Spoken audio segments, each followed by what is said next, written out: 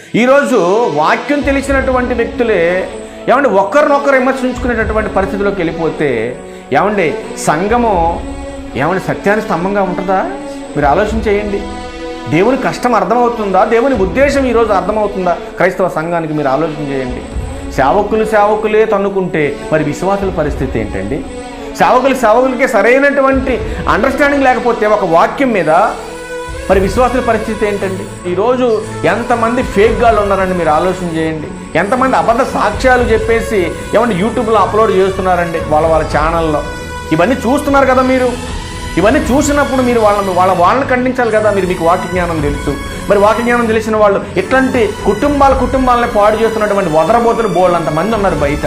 మరి వాళ్ళందరినీ కూడా మీరు వాక్య జ్ఞానం తెలిసిన వాళ్ళు సరిచేయాలి కదండి. సరిచేయవలసిన బాధ్యత ఉంది కదండి. మరి వాళ్ళని విడిచిపెట్టారు గాలికి.